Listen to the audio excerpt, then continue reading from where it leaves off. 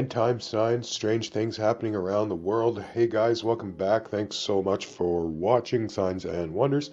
Thank you so very much to all of my Patreons and channel members, and to everyone who watches and supports the channel. Today we're looking at the end time signs from around the world for the first week of March 2020. As most of you guys know, I believe we are living in the birth pains. I don't think we're in the tribulation, but I definitely do believe that it has begun. If you guys enjoy my work, please give the video a quick like, subscribe, and don't forget to leave your comment down below. Denmark may force churches to submit sermons to the government.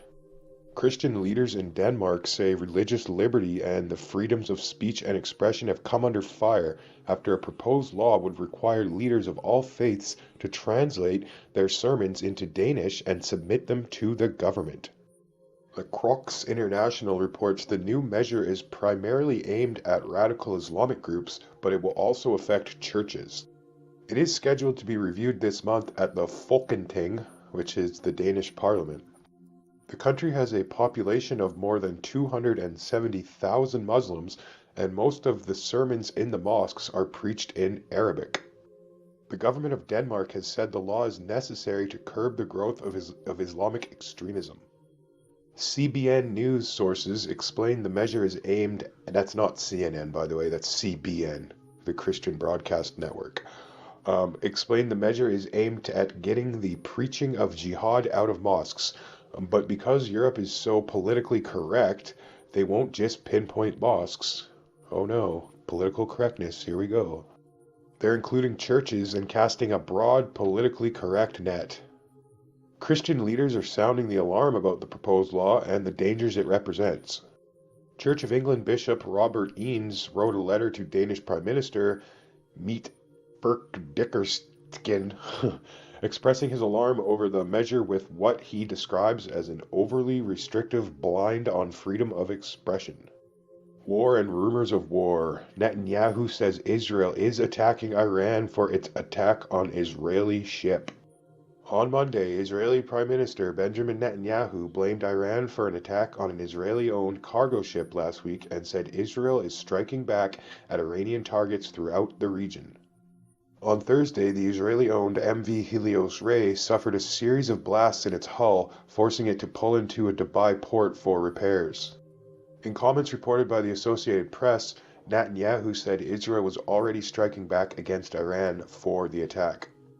You know, I've been thinking Netanyahu has been in power over there for a long time, hasn't he? Isn't there some kind of legal limit on how long people can be prime minister in Israel? Not sure, but I know he's been there for more than 4 years. Netanyahu said the attack was indeed an act by Iran. That is clear. Adding Iran is Israel's greatest enemy. And you know why that is, guys? Because Iran, Iraq, all those Middle Eastern countries, they know who the real Jews are. That's why they do not like Israel. But anyway, I'm not going to get into that right now.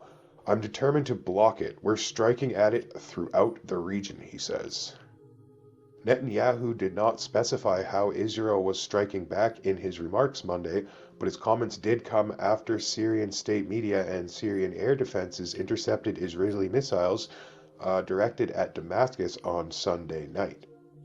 The missiles reportedly targeted an area where Iranian Islamic Revolutionary Guard Corps troops and Iran-backed militia fighters are believed to be located. U.S. State Department official says Jewish ideas poison people and more on an anti-Semitic blog. A U.S. State Department official was discovered last week to be behind a blog attacking Jewish people, including a claim that Jewish ideas are poisonous. Politico First reported Friday that Foreign Service Officer Fritz Bergengren is behind a September 2017-era blog called bloodandfaith.com, which is behind an October 4th, 2020 post titled, "Jews are not God's chosen people." Oh, what a beautiful title. Also, he says, Judeo-Christian is Antichrist, just like that, not is an Antichrist or the Antichrist, it's just Judeo-Christian is Antichrist, in which he said Jewish ideas poison people, and Jesus warned his disciples about the teachings of the Jews. The post also alleges that Jesus Christ came to save the whole world from the Jews. So that's why he came. And he also came to save the whole world from the founders of the original Antichrist religion, they who are the seed of the serpent, the brood of vipers, in addition to blaming Jews for the murder of Jesus Christ, and asks, how then can they be God's chosen?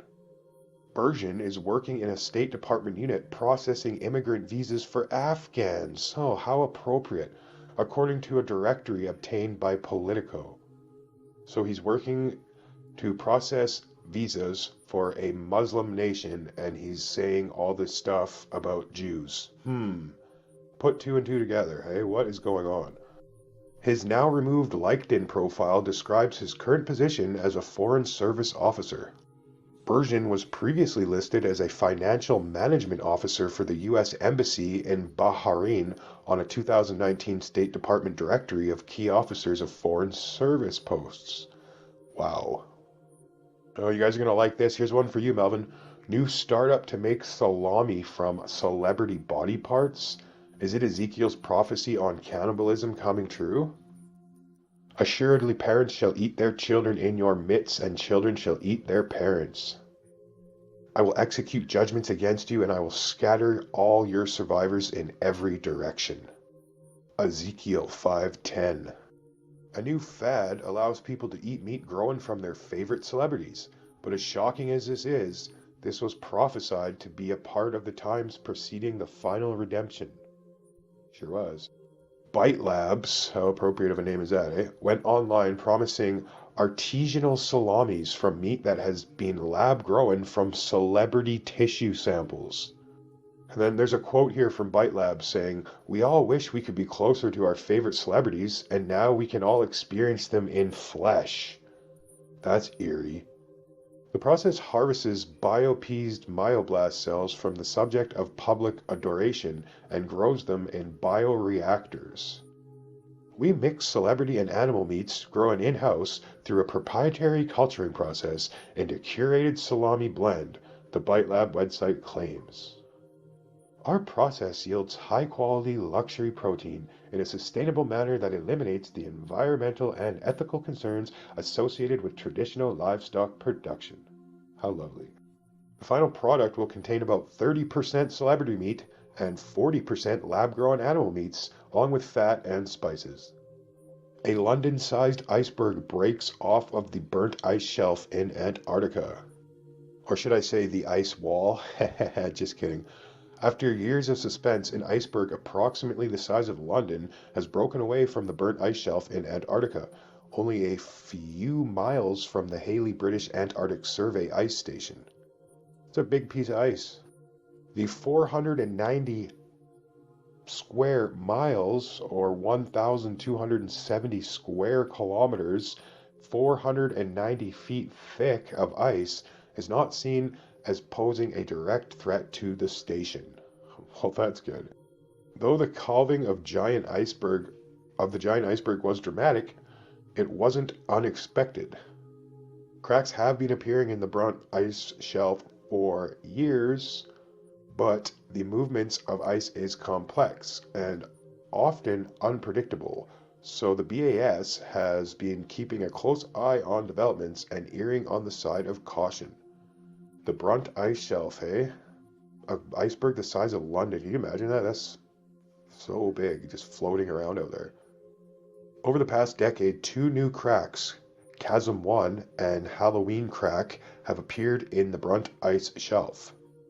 The new calving event was raised as a concern in November 2020 when a third chasm called North Rift appeared and was moving toward another crack near the Stancomb-Willis Glacier tongue, which is about 22 miles away. In January, the North Rift was splitting the ice at a rate of over 3,000 feet per day and widening by hundreds of feet in a matter of hours. And on February 26, 2021, the new berg broke free of the brunt ice shelf. Deepfake technology used to bring dead relatives back to life. Genealogy company MyHeritage is putting a deepfake technology to a creatively unsettling use with a new feature called Deep Nostalgia. The system animates photographs of long deceased loved ones, turning old still portraits into uncanny blinking and smiling videos. Imagine that, old photos of your dead grandma just all of a sudden smiling and blinking at you. Deepfake technology has been rapidly evolving over the past few years and generally stalking conversations over how close we are to completely losing faith in the veracity of images we encounter. Yeah, you can't even tell anymore if a video or a picture is real. They can make a deep fake of Biden saying anything they want and say it's live, and you wouldn't even be able to tell the difference. It's actually really scary. So far, the technology is still in its infancy, but MyHeritage is presenting a novel use of deep fakes, bringing to life still photographs of dead relatives. Called Deep Nostalgia, the technology comes from Israel-based company DID. Why do they invent everything in Israel? They got a lot of smart scientists over there, or what? I don't know if you guys know this, but that's where like all the computer chips, Pentium chips, those are all invented in Israel. They may be mass produced and made in Asia, but all that technology is invented in Israel. Users can upload old photographs of deceased relatives, and the system automatically enhances the image before applying a deepfake algorithm to deliver a short animated video of the subject. Within seconds, a user is greeted with their ancestor smiling, blinking, and moving their head. Several combinations of gestures can be selected by the user, and multiple faces can be animated in the same photograph. I don't like that, it's eerie. Thanks for watching, guys. Please like, subscribe, and share. Don't forget to leave a comment down below. And everyone watching, if you could please say a prayer for Daniel Chambers. He is having surgery right now, maybe even. It's pretty serious. So yeah, let's say a prayer for Daniel, guys. Thanks for watching, and God bless.